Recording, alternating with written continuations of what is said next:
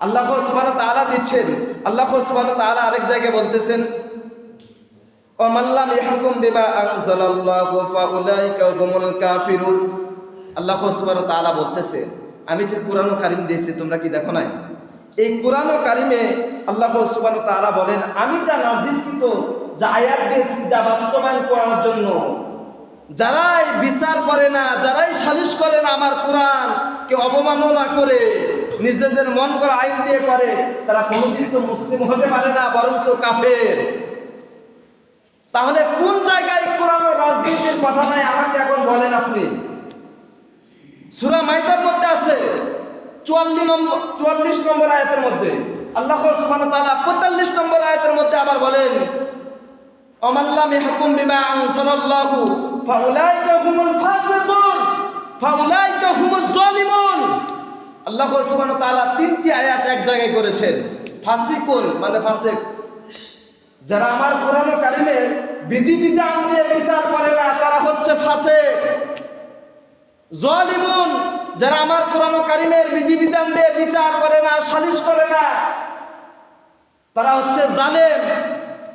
আপনি কোথায় পালেন না যে কোরআন কারীমের রাজনীতি নাই? বলেন।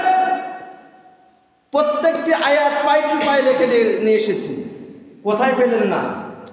এগুলি কথা হচ্ছে আমাদের মনকে, আমাদের মুখকে রুচিত করা কথাবার্তা আমরা বলতেছি, এটা আমাদের বানানো কথা বলতেছি।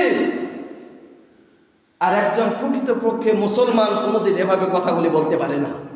সম্মানিত উপস্থিতি, এর জন্য আপনাদেরকে উদাত্ত আহ্বান জানাবো, কোরআন কারীম শুধু আল্লাহ সুবহানাহু ওয়া তাআলা এমনি এমনি বানান নাই, আমাদের কল্যাণের জন্য, আমাদের মঙ্গলের জন্য, আমাদের সব কিছুর জন্য বানিয়েছেন। এবং কি আল্লাহ সুবহানাহু ওয়া তাআলা রাসূল পাক সাল্লাল্লাহু আলাইহি ওয়াসাল্লামকে জান্নাত দেখিয়েছেন, জাহান্নাম দেখিয়েছেন। কেননা রাসূল পাক সাল্লাল্লাহু আলাইহি ওয়াসাল্লামের সিনা চাক করা হয়েছে। কি চাক করা হয়েছে? সিনা চাক। সিনা চাককে জমজমের পানি দ্বারা রাসূল পাক সাল্লাল্লাহু আলাইহি ওয়াসাল্লামের ভিতরে সার্জারি করা হয়েছে। সেই জায়গা থেকে এই যে ডাক্তারগুলি আছে এরা গবেষণা বের করেছে কেন সার্জারি হলো। আজ থেকে কত বছর আগে সিনা চাক করা হয়েছে, যাকে বলা হয় রাসূল পাক সাল্লাল্লাহু আলাইহি ওয়াসাল্লাম যখন মেরাজে গিয়েছিলেন, আল্লাহ সুবহানাহু ওয়া তাআলা দেখেন, আল্লাহ সুবহানাহু ওয়া তাআলা এই জায়গাতে বলতেছেন, সুবহানাল্লাযী আসরা বিআবদিহি লাইলাম মিনাল মাসজিদিল হারাম ইলাল মাসজিদিল আকসা। আমি আগে বলেছি, একজন ভুবন পিপাসিত মানুষ, একজন সফর পিপাসিত মানুষ, তাই যখন সফর করতে যায়, ভ্রমণ করতে যায়, তার চতুর্পার্শ্বে শান্তি লাগে। শান্তি ছাড়া কিন্তু সফর করা যায় না। এবং কি সব কিছু ভালো মন্দ যাচাই বাছাই করে একজন গার্জিয়ান, একজন বাড়ির ফ্যামিলির মানুষ বাহিরে বের হয়। কি বলেন, বের হয় না? বের হয়। কিন্তু এই সময়, কোন সময় রাসূল পাক সাল্লাল্লাহু আলাইহি ওয়াসাল্লাম মেরাজে গিয়েছিলেন? মেরাজে গিয়েছিলেন কোন সময়? যে সময় হযরতে খাদিজা রাদিয়াল্লাহু তাআলা আনহা মৃত্যুবরণ করেন। এই সময় একজন যদি কাছের মানুষ যদি মারা যায়, মৃত্যুবরণ করে, সেই মানুষের কিরকম হবে বলেন? সে মানুষের মন মানসিকতা কিরকম হবে? কিছুদিন পর রাসূল পাক সাল্লাল্লাহু আলাইহি ওয়াসাল্লামের চাচা মৃত্যুবরণ করেছে। এখন বলেন, আমার মা যদি মারা যায়, তার কিছুদিন আগে যদি আমার যদি স্ত্রী যদি মারা যায়, আমার ওয়াইফ যদি মারা যায়, যাকে আমার সবচেয়ে বেশি নিকটতম কাছের ভালোবাসি, অন্তরের অন্তর, এই মানুষটা যদি মারা যায়, তাহলে আমার মন মানসিকতা কেমন হবে বলেন? কেমন আসবে? রাসূল পাক সাল্লাল্লাহু আলাইহি ওয়াসাল্লামেরও এরকম হয়েছিল। এরকম হয়েছিল, তার স্ত্রী মারা গেছে। সামান্যতম আমার যুবক ভাইরা যদি তার যার সঙ্গে সম্পর্ক করে যদি একবার যদি ব্রেকআপ দিয়ে দেয়, যদি বলে তোমার সাথে সম্পর্ক করবে না, তাহলে তো ভাত কাপড় সব খাওয়া ত্যাগ করে দেয়, ছেড়ে দেয়। মন মানসিকতা পাল্টে যায়, অন্যরকম হয়ে যায়। রাসূল পাক সাল্লাল্লাহু আলাইহি ওয়াসাল্লামের মন মানসিকতা অন্যরকম হয়ে গেল। দেখবেন যে মানুষ এর কেউ মারা গেছে, তাকে বলে ভাই তোমার মন মানসিকতা তো আলাদা হয়ে গেছে, তুমি কিছুদিনের জন্য একটু মানুষের মধ্যে একটু ঘোরাফেরি করো, তোমার মনটা অন্যরকম হয়ে যাবে। কি হয় না? যখন মনের মধ্যে যখন অশান্তি আসে, সেই সময় চিন্তা করা যায় যে কোথায় গেলে শান্তি পাওয়া যায়, কোথায় গেলে শান্তি পাওয়া যায়। মানুষের মধ্যে একটু কথাবার্তা বলি, গল্প গুজব করি, অনেক কিছু। রাসূল পাক সাল্লাল্লাহু আলাইহি ওয়াসাল্লামের উপর যখন এতগুলি যখন কষ্ট আসলো, সেই সময় আল্লাহ সুবহানাহু ওয়া তাআলা রাসূল পাক সাল্লাল্লাহু আলাইহি ওয়াসাল্লামকে সফর করালেন। আমি আংশিকভাবে কথাগুলি বলছি, সময় যেহেতু সংকীর্ণ, আমি এই জন্য বলেছি দুইটা বিষয় আমি টাচ দেব আপনাদেরকে বোঝানোর জন্য। এখানে আমার কোনো ফায়দা নেই, কোনো লাভ নেই। আপনারা জানবেন, বুঝবেন, আমল করবেন। ওই আমলের থেকে যদি আমার কিছু আসে, বা আপনারা যদি অন্য কেউ আমলের কথা যদি বাতলিয়ে দেন, বলে দেন, ওই জায়গা থেকে যদি কিছু যদি কিয়ামতের ময়দানে যদি পাই, তাছাড়া অন্য কিচ্ছু না। রাসূল পাক সাল্লাল্লাহু আলাইহি ওয়াসাল্লাম উম্মে হানির ঘরে ঘুমন্ত অবস্থায় ছিল। রাসূল পাক সাল্লাল্লাহু আলাইহি ওয়াসাল্লামকে ছাদ দিয়ে উঠানো হয়েছে। কি দিয়ে? বাসার ছাদ দিয়ে উঠানো হয়েছে। এবং কি সর্বপ্রথম রাসূল পাক সাল্লাল্লাহু আলাইহি ওয়াসাল্লামের হার্ট সার্জারি করা হয়েছে। আর করা হয়েছে জমজম কূপের পানি দ্বারা ধৌত করা হয়েছে। কেননা দুই সময় মানুষের মন মানসিকতা অন্যরকম হয়। এক সময় যখন যে শিশু কেবল একটু বুঝতে শিখে, তার দেখবেন মন মানসিকতা, যে চলাফেরা, অন্যরকম চালচলন, সব কিছু। যখন সে ব্যক্তি যখন 25 বছর, 20 বছর, 15 বছরের ঊর্ধ্বে যখন যাবে, যাকে বলা যায় তাফসীরের ভাষায় স্বপ্নদোষ কেবল শুরু হয়েছে, পিরিয়ড কেবল শুরু হয়েছে, এমন সময় যে যুবক যুবতী, এদের চলাফেরা, কথাবার্তা, উঠা বসা দেখবেন আলাদা। এই দুই সময় আল্লাহ সুবহানাহু ওয়া তাআলা রাসূল পাক সাল্লাল্লাহু আলাইহি ওয়াসাল্লামের হার্ট সার্জারি করছিল। কি করছিল? হার্ট সার্জারি করছিল।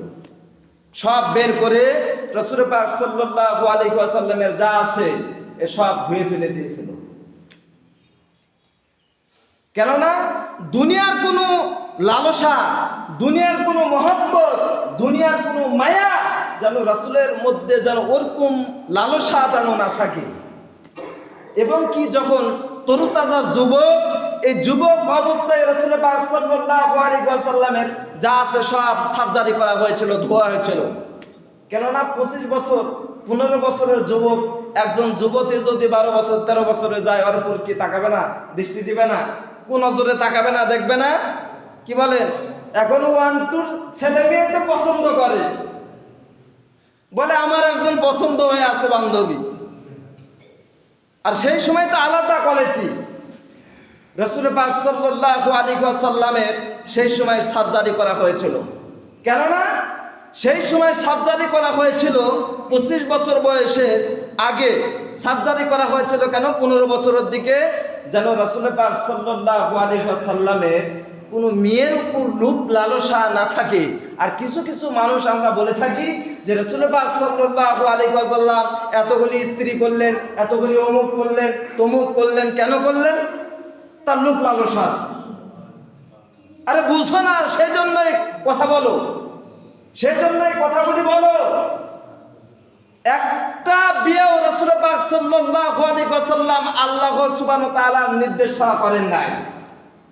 অনির্দেশে করেছেন এমন দেখান, একটাও করেন নাই।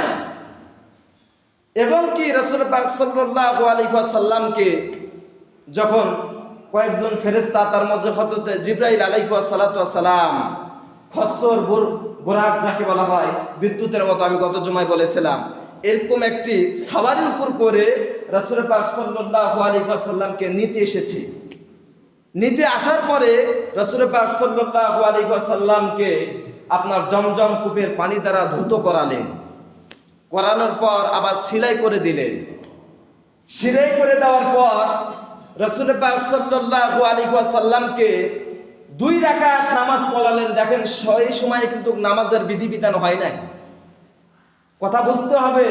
সেই সময় কিন্তু নামাজ কি করেন নাই, নিয়ে আসেন নাই। তাহলে কার কোন নামাজ পড়েছিলেন? হযরত ইব্রাহিম আলাইহিস সালাম কোন স্রষ্টার, কোন প্রতিপালকের কি আমল করত, এই আমলের উপর রাসূল পাক সাল্লাল্লাহু আলাইহি ওয়াসাল্লাম আমল করত।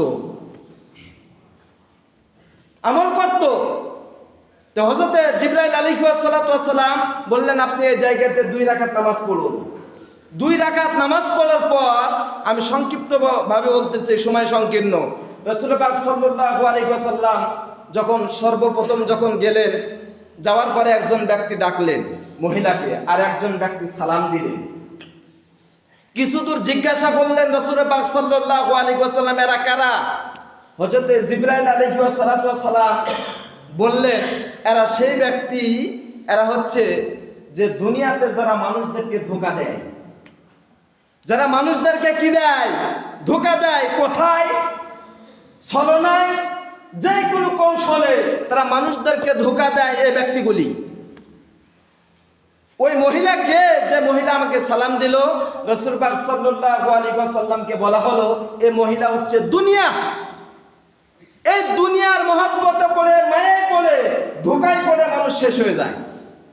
কি দুনিয়ার মহব্বতে পড়ি না, ধোঁকায় পড়ি না? আজকে তো দেখছেন দুনিয়াকে টিকে রাখার জন্য, দুনিয়ার জন্যই সবকিছু। একজন ব্যক্তি উনি চাচ্ছে যে অমুকের বউ ভালো, অমুকের বিটি ভালো, তমুক ভালো, এই ভালো, সেই ভালো। এটা দুনিয়ার মহব্বতে পড়ে, দুনিয়ার মায়ে পড়ে ওই মহিলাকে চয়েস করতেছি, ওই মহিলাকে জানতেছি, ওই মহিলার খোঁজখবর নিতেছি।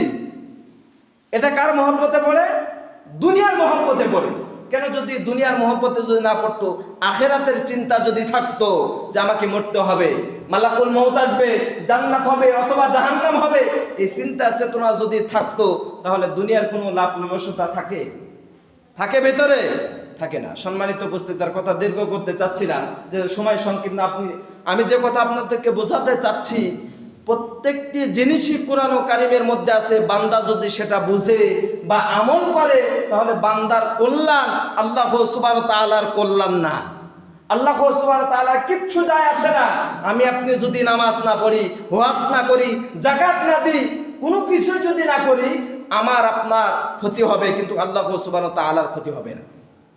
আমি নিজে এবং আপনাদের সকলকে আল্লাহ সুবহানাহু ওয়া তাআলা সঠিকভাবে বোঝা এবং আমল করার মতো তৌফিক দান করে দিক। ওয়া আখির দাওয়ানা আলহামদুলিল্লাহি রাব্বিল আলামিন। আসসালামু আলাইকুম ওয়া রাহমাতুল্লাহি ওয়া বারাকাতুহু।